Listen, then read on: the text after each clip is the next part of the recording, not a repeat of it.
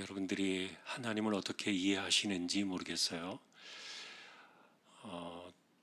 과거에는 하나님을 무서운 분으로만 이해를 했습니다.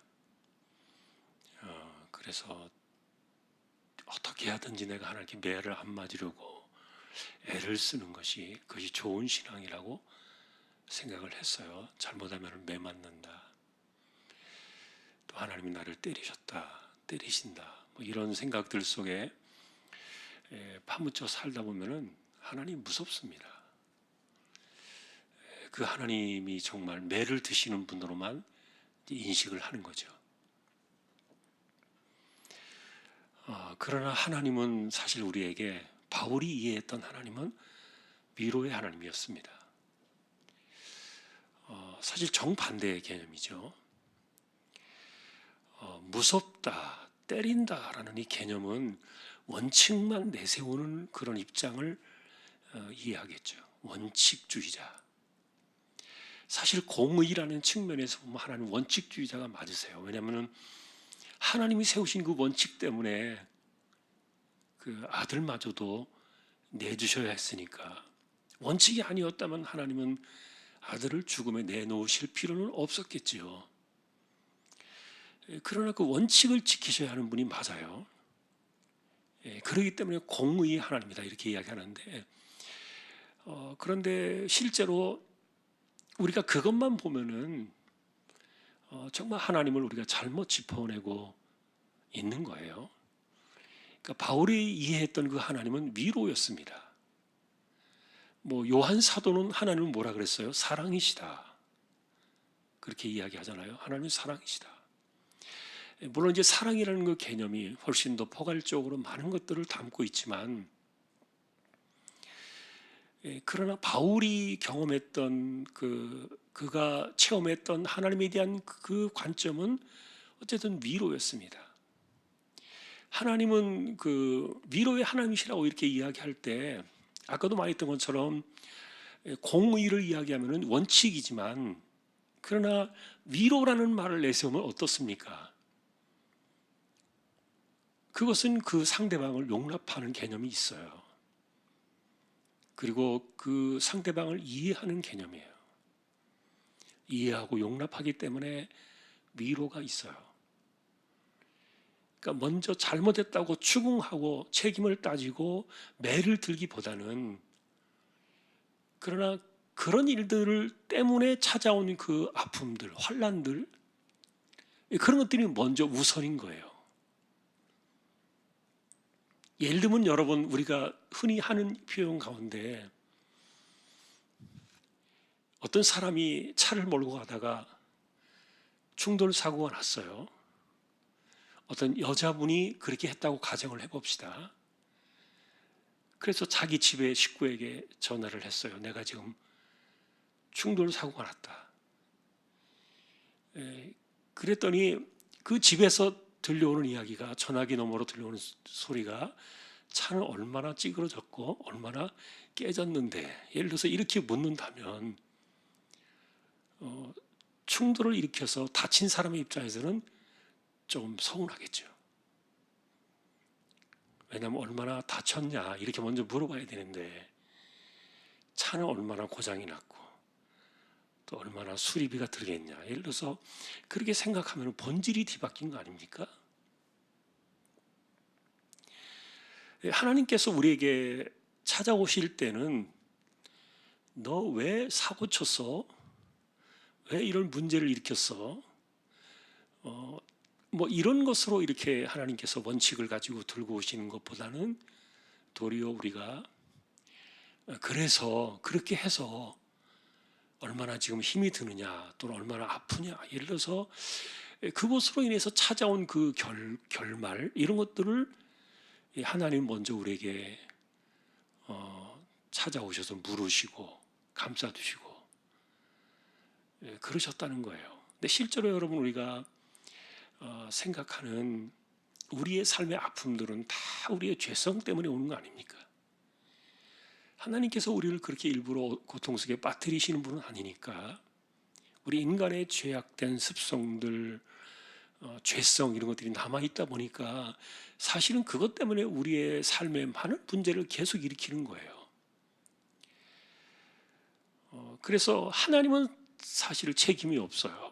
다 우리가 가져온 그런 열매들인데, 어쨌든 하나님은 그 위로의 하나님으로 찾아오신다. 그래서 하나님께 받는 위로가 있고, 그런데 그 하나님께 받는 위로로 인해서 내가 또 다른 어려움을 겪는 사람들을 위로해 주는 일에 내가 크게 쓰임을 받았다. 그래서 위로의 하나님을 생각할 때 여러분, 우리는 이런 것들을 생각해 볼 수 있어요. 내가 하나님을 어떤 분으로 인식하느냐만큼 내가 다른 사람들을 대할 때 똑같이 나올 거예요. 그리고 내가 그 하나님을 그렇게 이야기할 거예요. 내가 경험한 하나님을 그대로 말할 수밖에 없으니까.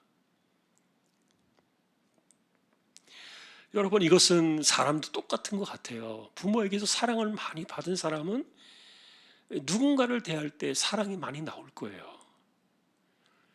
그리고 버림받고 눈칫밥을 많이 먹으면서 자라난 사람들은 누군가를 대할 때도 그렇게 똑같이 대할 겁니다.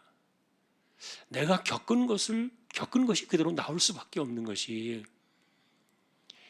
그것이 인간의 방식인데, 그런데 바울은 그렇게 이야기하는 거예요. 내가 사람들을 위로하는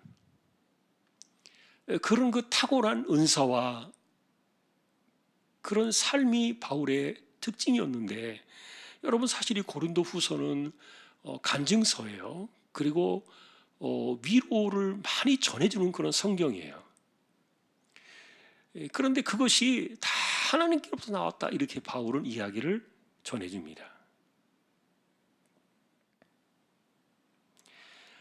자, 여러분, 그래서 우리가 하나님을 어떻게 내가 인식하고 있느냐, 그런 문제는 내가 다른 사람들을 대할 때 내 삶의 패턴을 바꾸어요. 내 삶의 방식을 바꿀 수가 있어요. 그리고 하나님이 나에게 어떤 하나님으로 다가오시는가를 내가 느끼는 만큼, 그만큼 사람들에게 아마 똑같은 방식으로 우리는 하게 될 거예요. 자, 중요한 것은 사람들이 세상을 살면서 환난이나 내가 예기치 못한 일들을 한 번도 안 겪는 사람들은 없다는 거예요.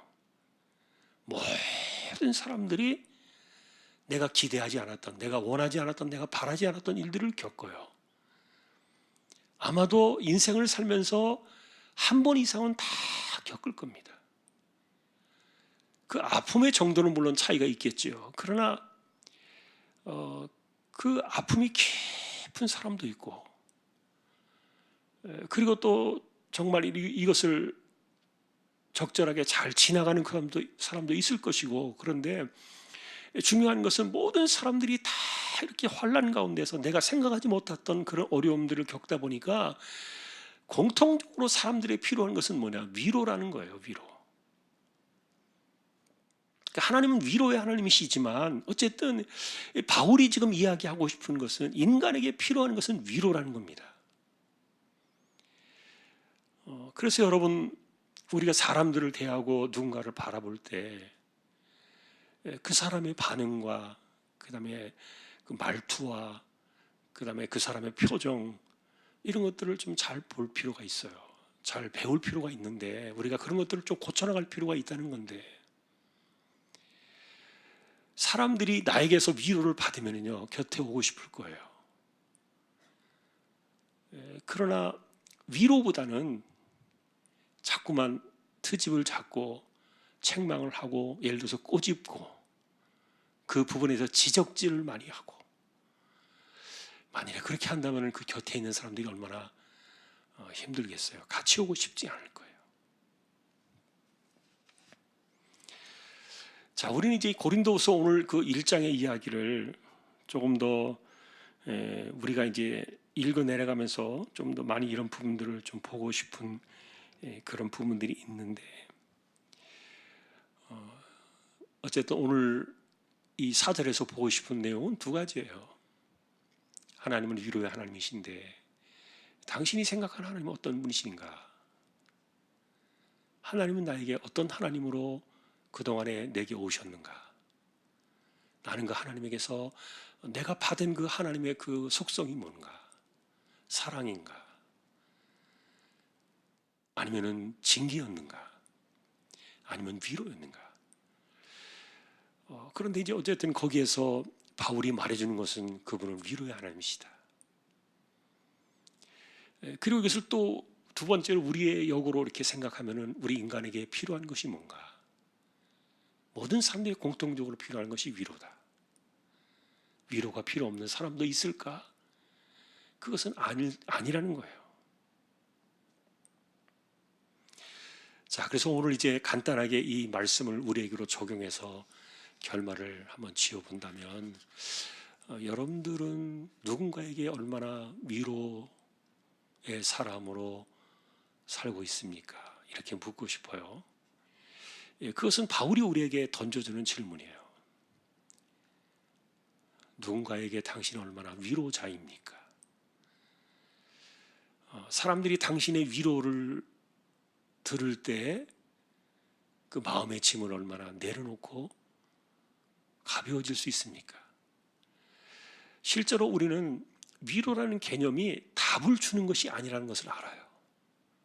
그리고 위로가 필요한 사람도 답이 필요해서 위로를 받으려고 하는 것도 아니에요. 이건 우리가 다 느껴요. 자, 그런데 어쨌든 이것도 신앙의 방식이구나. 맞아요. 그리스도인들은 그걸 배워야 돼요. 위로를 배워야 돼요. 위로로. 그래서 나의 말을 들을 때, 나의 이야기를 들을 때, 내게로 올 때, 내게 곁에 있을 때, 나와 함께 할 때, 그 사람들이 위로를 받을 때, 그 위로의 하나님을 경험하게 될 거예요. 하나님을 만나게 될 거예요. 어느 정도 퍼센트가 큽니까?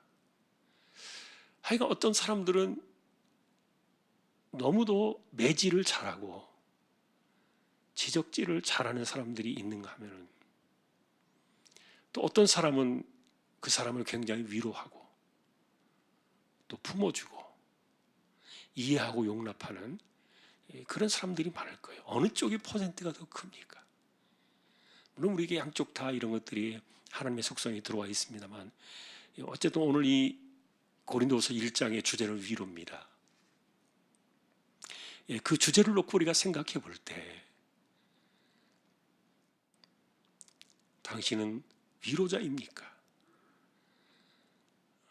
이렇게 묻는다면, 오늘 이 금요일 이 본문에서 한 절에서 우리가 충분히 생각해 볼 수 있는 좋은 주제입니다. 여러분은 위로자입니까? 하나님 우리에게 묻고 계시고 말씀하신다는 그런 중심을 가지고 그 주제를 생각하면서 그렇게 살아야 되겠다. 그렇게 하기 위해서 내가 뭘 고쳐야 되고 어떻게 하면 좋을까? 한번 돌이켜보고 생각해보는, 그래서 여러분이 정말 위로자로 살아가기를 소망하는 그런 기도가 우리에게 있어야 되지 않을까. 오늘 고린도후서를 시작하면서 오늘 위로라는 주제의 한 가지를 우리가 던져보았습니다. 우리 함께 같이 기도로 나아가십시다. 올 한 해 우리에게 더 많은 은혜를 주시고 우리를 건져주시기를 바라는, 그 은혜와 구원이라고 말하는 그 구원은 건지심의 그 은혜를 이야기하는 거예요. 영생의 구원이 아니라 그랬습니다. 우리가 그런 그 영원한 천국의 구원도 포함되어 있지만 실제로 이사야가 이야기했던 것은 건지심의 구원입니다. 그것이 우리의 삶에 넘쳐난 한 해가 되기를 기도해 주시고요.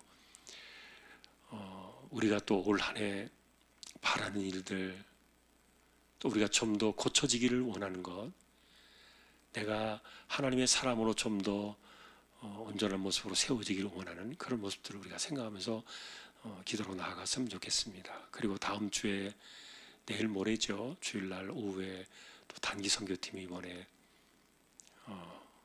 출발을 합니다. 22명 다녀오게 되겠는데 기도해 주시고요. 코로나의 상황이 여전히 있기 때문에 변수가 있습니다만 하나님이 지켜주시도록 기도해 주시고, 또 우리 가운데 가난한 사람들, 아픈 사람들, 그리고 어려움을 겪는 사람들 하나님께서 일으켜 주시도록 또 기도해 주시기를 바랍니다. 자, 우리 함께 같이 통성으로 끝나는 시간까지 기도로 함께 나가겠습니다. 기도하십시다.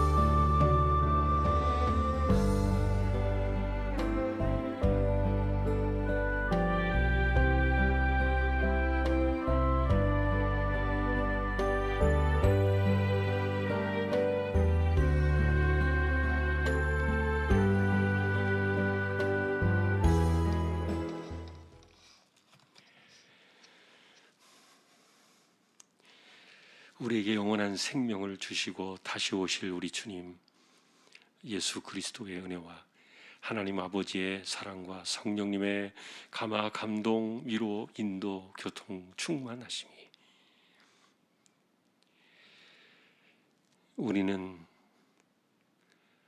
얼마나 위로자로 살고 있는가 돌이켜보며 우리가 받은 위로 그 이상으로 사람들을 위로하며 살아가기를 소망하는 우리 모든 심령들, 주왕의 가족들 위해 이제로부터 영원까지 항상 함께 있을지어다. 아멘.